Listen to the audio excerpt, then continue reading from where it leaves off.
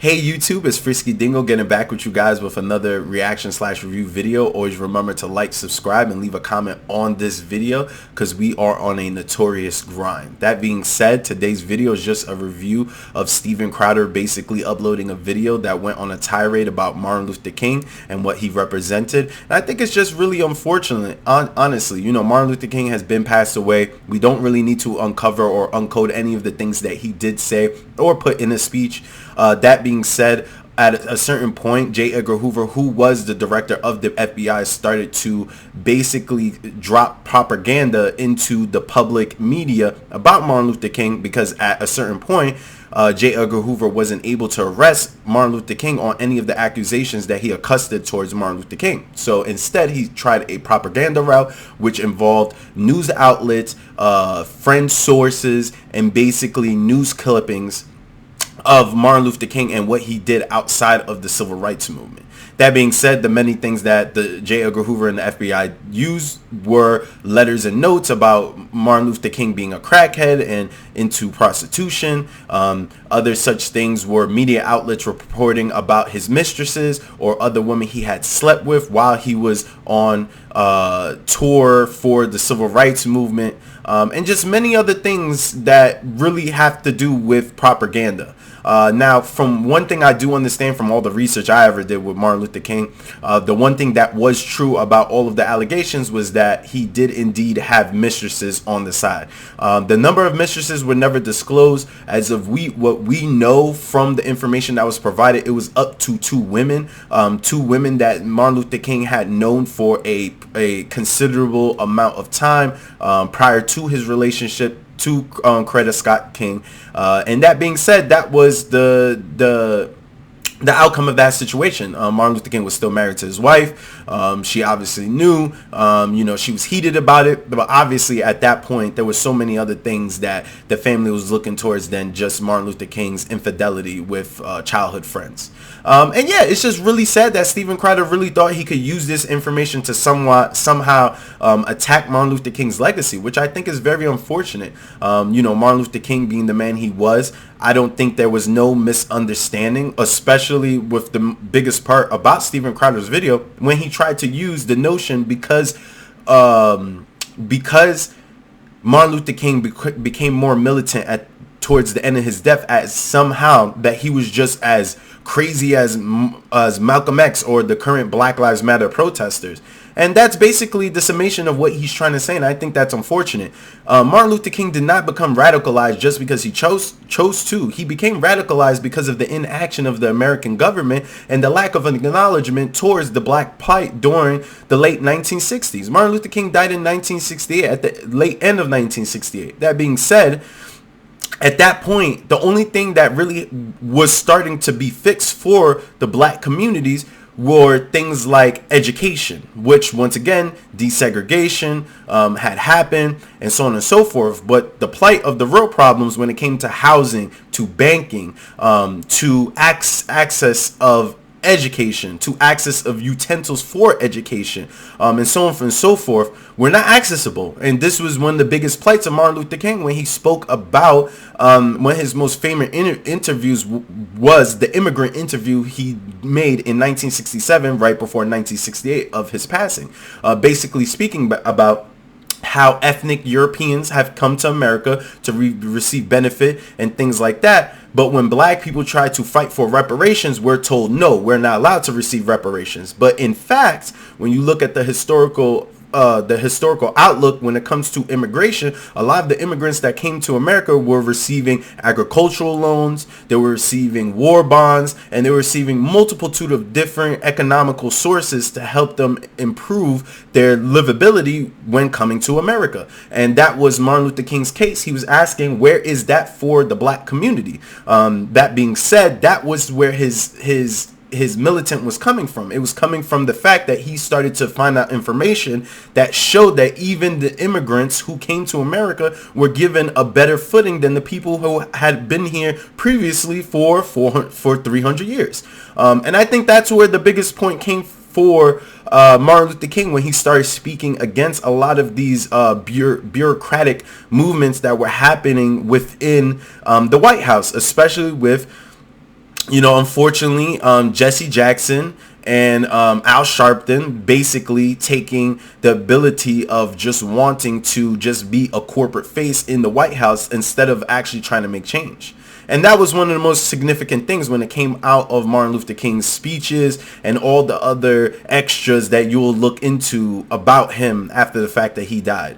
And that's it, and it's sad that, Steven Crowder tried to use this to make Martin Luther King seem like he was something he was not. And I think the most privileged point of view is him basically trying to denounce everything Martin Luther King said. Martin Luther King spoke about rights being the voice, the voice of the people who are unheard. He was like, no, that's not true. That's not possible. It's like, who are you to even speak about these things? As someone like myself who family had participated in the civil rights movement, my father being of older age in his 80s as of right now, I'm only 28. His father before that was born a slave, 1964, I believe so.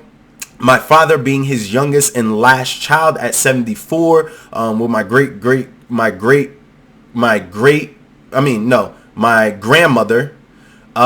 So basically, once again, from my perspective, this is something that, I can understand because I understood Martin Luther King's history based on my own history of coming from the same type of environment and being held to a standard and a living stability that wasn't necessarily true or in reality of what people thought that I was experiencing. So much I can say definitely out of everything that I've read from everything that I've seen in that video, he just used certain information that once again it can be debunked. You can look up the information yourself.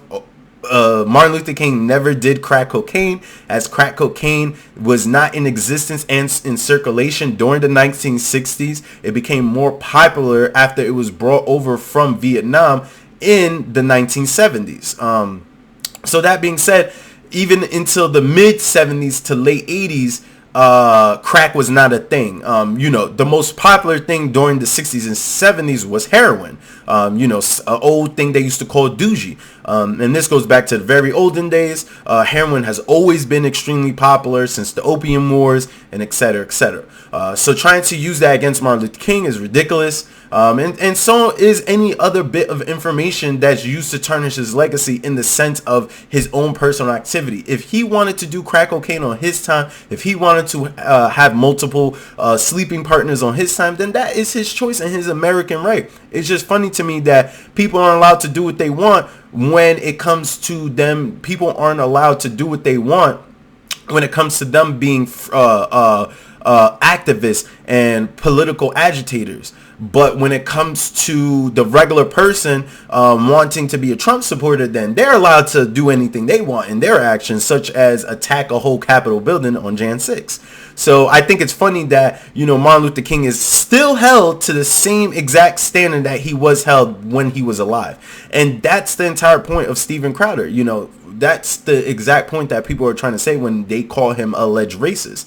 They're calling him a racist because of that exact framework. The fact that he speaks on Martin Luther King and still puts Martin Luther King on a high pedestal that never existed in the first place. And that was one of the most proponental things about Martin Luther King during his time. When people were reporting on him, it was facts, Once again, the guy's a regular man. If just because he is a adulterer and slept with somebody, maybe he did a little bit of drugs, does that mean black people shouldn't be given equal rights? Does that mean black people should stop fighting for mass incarceration to stop happening in our communities? Should we stop fighting for equal rent and equal housing and so on and so forth? So I think that's just, a ridiculous notion. And I just think that Steven Crowder needs to really look at himself if you're going to attack someone like Martin Luther King.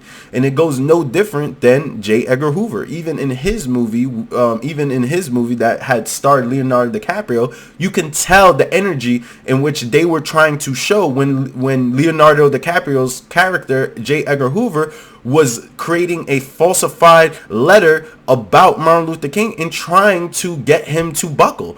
Even the person who was writing it was uncomfortable. Even the image of that scene was uncomfortable, showing that unfortunately, even if black people want to fight for rights, we shouldn't be vilified for our personal affairs and what we do on the sideline. Why isn't politicians held to the same standard? And that's exactly our point. You know, you shouldn't be you shouldn't hold any race of people to a higher standard in which you're not holding your own race to, and that's ridiculous. So that being said, you know, I just really hope that you know, this guy Steven Crowder just really wakes up and tries to, you know, fix in his life, because I feel as though you must have to really hate yourself to attack Martin Luther King.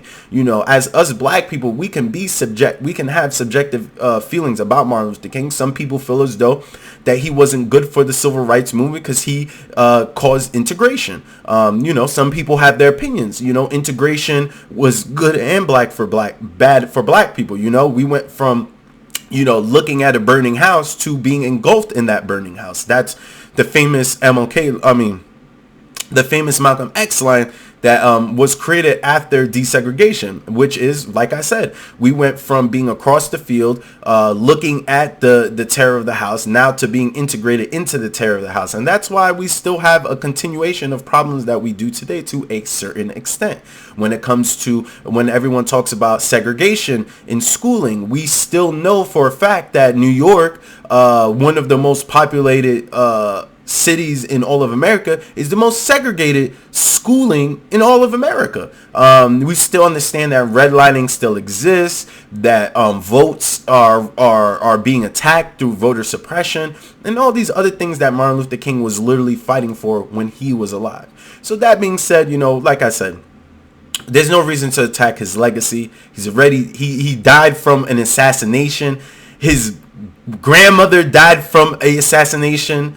And from what I remember, his brother also was attacked through assassination. So we understand all of those frameworks, and understand even till today, Martin Luther King's family is still being attacked for what they believe in. That being said, you know, I hope that Steven Crowder could get the fixing that he needs, because I don't think that we don't need to attack anybody when it comes to these type of situations.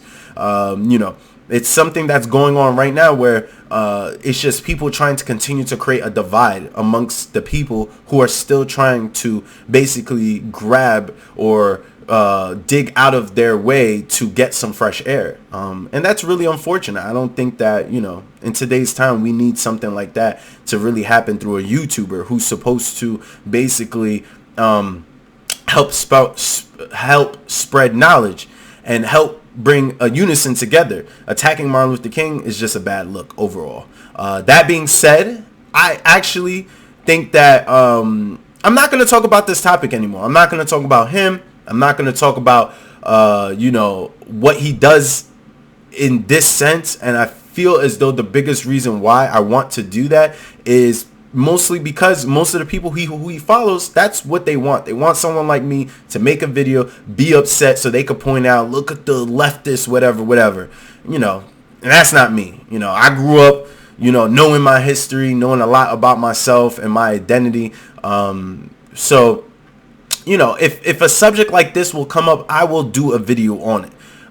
As covering Steven Crowder and his egregiousness, I don't think I want to do that anymore, because simply off of the fact, I just think it's just him doing it on purpose now. Like, he knows he has an audience, he knows he has people who are going to enjoy this, and he's going to continue to do it as much as he wants to. And I, you know, once again, that's his God-given right, so I give him that.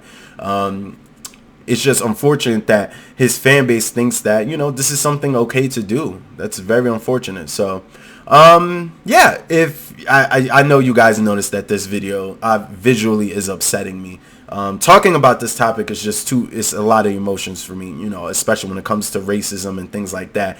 You know, obviously I understand the complexities of the complexities of this type of situation. So it kind of hurts more, you know, to even talk about it. You know, Martin Luther King, you know, I was never always, you know, even when he celebrated Gandhi, you know, when I was growing up and I found out Gandhi was doing, you know, saying some crazy stuff about black people. You know, I've always had my opinions about Martin Luther King, but to see something like this is just disturbing. It's upsetting, and it's just really weird. So I think this is all I'm going to do in the video. It's at the 14-minute mark. So you know what, guys? We'll get into more information with gaming coming up. And until then, you know, I love you, and I'll see you in the next one.